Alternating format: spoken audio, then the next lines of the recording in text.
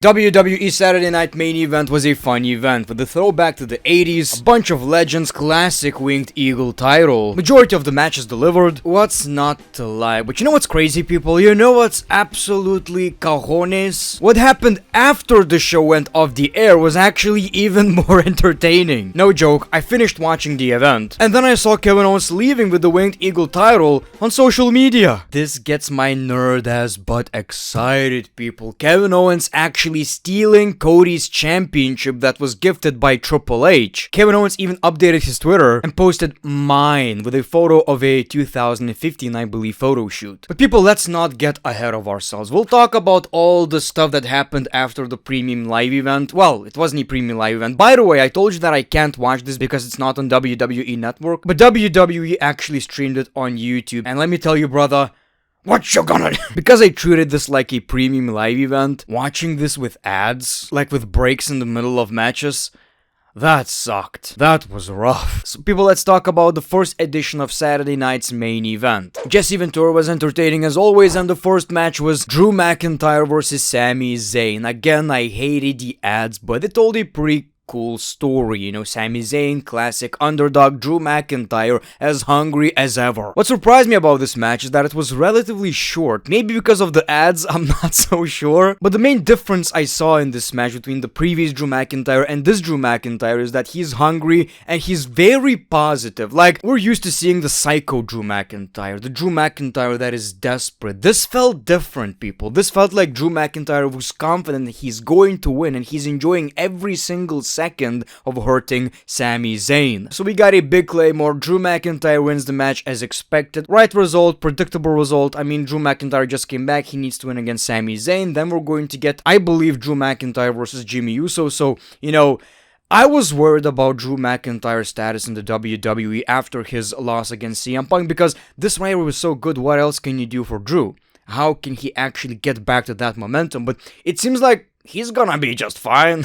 He's gonna be just fine, people. But you know, to me, it was like Drew McIntyre finally got it. Beating the shit out of Sami Zayn with confidence, love it. Then we got Io Sky versus Liv Morgan. This was, I would say, pretty predictable, but there was this chance of Io Sky winning because we all think she's going to face Rhea Ripley at WrestleMania. Now, this match surprised me. The quality of the match was fine. Again, the freaking ads, like, the breaks really ruined it for me. Now, we got a knee to the face, which potentially broke Liv's nose, which is absolutely crazy, and I hope she's fine. But what surprised me about this match, correct me if I'm wrong, Io Sky lost clean. Liv Morgan won the match, celebrated with the championship. Then we got Rhea Ripley, so, you know, another tease. Oh boy, we're excited about that, right? We're still super excited about Liv Morgan versus Rhea Ripley. Oh my god. Every night before sleep, I pray, God, please one more match. Please make this rivalry continue for 5 more years. So that really surprised me, the fact that Io Sky actually lost clean. Then we got the Triple Threat World Heavyweight Championship match. Is it me or Damian Priest looks jacked as hell in this one? I don't even know why. That's what I've noticed. And you know, people have mixed feelings about Damian Priest, but in this match, I feel like he did have that aura, and most importantly, Gunter. Gunter felt like the good old Gunter, and that was kind of the point of this match. Not only did he beat one big superstar, he beat 2 of them. You guys all know I'm in love with the triple threat matches. This was no exception, and I absolutely love the finish. Powerbomb on the steel steps, and then takes care of Finn Balor for the W. Gunter is dominant again. People, I say enough with the losses. It's time for Gunter to show you how great of a champion he is. Another very predictable match, very predictable result. It was a cool little story, but if I'm being honest, I hope we're moving on from this. Like Damian, Gunter, we get it. We get it at this point. You know, this championship title reign is gonna be long, and I think it's about time to get something really, really exciting, especially with WWE moving to Netflix. I believe Gunter is going to be drafted to SmackDown, but, you know, we need something big right now. First ever WWE Women's United States Championship match, Michin versus Chelsea Green. This was a pretty cool match. The quality of the match was fine. I mean, we got some Zack Ryder references, obviously because Chelsea Green and Zack Ryder are, you know, banging. They're in a relationship. Anyway, I really like the finish of this match. Pretty cool, I'm prettier, and Chelsea Green wins the match. This just made me happy. You can tell sometimes by wrestlers' facial expressions when they're genuinely happy, genuinely excited. So I was just happy Chelsea Green won the championship. She's gonna be great. I've seen somebody in the comments saying, oh, this championship is gonna turn into a joke right now. Why? Why? I know her gimmick is cowardly heel, but we had WWE World Undisputed Galaxy Champions as cowardly heels. So I don't think it's that big of a problem, and obviously I would love for her to get more W's on her own, but it works. This is a mid-card championship. Don't you guys remember when The Miz was the Intercontinental Champion? He was a cowardly heel. He would cheat a lot. Still one of the greatest Intercontinental Champions of all time.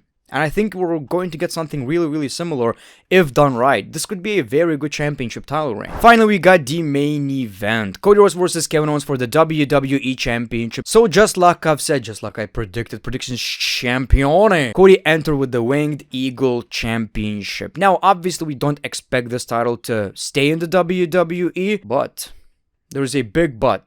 Bigger than Bailey's, but bigger than Ricky Ishii's, but people. I enjoyed this match. This was a normal match, but we did get all the shit we would need, like in an Extreme Rules match, especially things like the RKO cutter on the announce table. Kevin Owens, doing all the storytelling in this match. I really liked it. Jesse Ventura's commentary was great. What was so funny about this match? When we get picture-in-picture, which is not funny, it's annoying. I hate that. WWE forgot to cut the commentary, so we heard Michael Cole telling Jesse Ventura and Pat McAfee what they need to say during this match. They beat the shit out of the referees accidentally, and what was so interesting about this match is that Cody Rhodes actually kinda cheated to win. He retained the WWE title, he celebrated with the old championship. The big-ass logo was not in sight. We didn't see that championship, but that's so interesting. Cody actually kinda cheated. And that actually gives Kevin Owens a pretty solid reason. He's a dick, right? It gives me a pretty solid reason to steal the championship. So after the show ended, like it's off the air. We don't see that shit. It was only on WWE.com, Twitter, social media, maybe YouTube later, all that stuff. Kevin Owens came back into the ring, beat the shit out of Cody Rhodes, and stole the WWE Winged Eagle title and actually left with the championship. It makes sense. I didn't lose the match fair. I'm taking it. I would have won. I would have won. Dude, if you didn't cheat, I would be a WWE champion right now. Oh my god, this makes our Coco Jumbo tingle. We nerd-ass marks are just, sitting with Eiffel Towers right now, because we love the classic championships, classic shit, right? And that's why I really like this pay-per-view. Obviously, I was still in a ballsack when, 80s were around, but still. People, what gets me excited is the fact that Kevin Owens stole the championship, got into a confrontation with Triple H, they pushed each other and shit, so, oh my god, I can't wait for SmackDown, but, the fact that he left with the championship, started posting with the championship on social media, a lot of possibilities. It seems like Kevin Owens is actually going to be carrying this championship around, which I know is not gonna be an official thing, but still very exciting. We're going to see that championship on television, and will eventually WWE actually gives us this title? Like, what would be the reason behind actually keeping it? Not stealing the modern championship, but stealing the classic WWE title. It seems like WWE want to keep this title around. So that really, really makes me interested in what WWE are cooking right here. Kevin Owens joked on Twitter, exclusive, after getting screwed out of becoming the undisputed WWE champion by incompetent referees, Kevin Owens justifiably gets retribution on the American person with an often intimidated, never truly duplicated package pile driver, just moments after Sunday night's main event goes off the air to send everyone home happy. And responding to the Triple H controversy, upon leaving Gorilla, Triple H enthusiastically thanks Kevin Owens for the house and tells him how proud he is of Kevin for doing what needed to be done and taking what he truly deserves, and proceeds to invite him over to his house for Christmas dinner and to watch Saturday Night Main Event back on a 73.4-inch TV. I love Kevin Owens, man. Oh my god, he's so great. He's so fucking awesome. Oh my god. Hashtag thanks Kevin Owens. So yes, this premium live event had that house show feel, kinda, and I hated the ad breaks, but I get, it was on television, so I get that. Still, this is going to be like a 4 times a year type of thing. I hope it's not gonna turn into main event, where basically the first episodes used to have like WWE Champion versus World Heavyweight Champion. I wonder what next episode is gonna give us. Curtis Axel versus Santino Marella. Doesn't add up, you know, but hopefully this is going to be like seriously treated like a premium live event, because so far so good. Championship matches, all that shit, and I like that, you know. And what I hate is the fact that WWE ended the show before the actual, like, big thing started happening. The storytelling, Kevin Owens attacking Cody was like, why wouldn't you show that on television? What the fuck? Anyway, really enjoyed this pay-per-view. Thank you so much for watching this video. Thanks for sticking with your OG on this channel. A lot of things are cooking. The Great One is preparing for another great run on YouTube, this time unhinged. Absolutely unhinged. So prepare to swing your Coco Jumbos enthusiastically and thank your OG. Thanks for watching, people. The Great One, peace, love, and hugs. It's been a pleasure.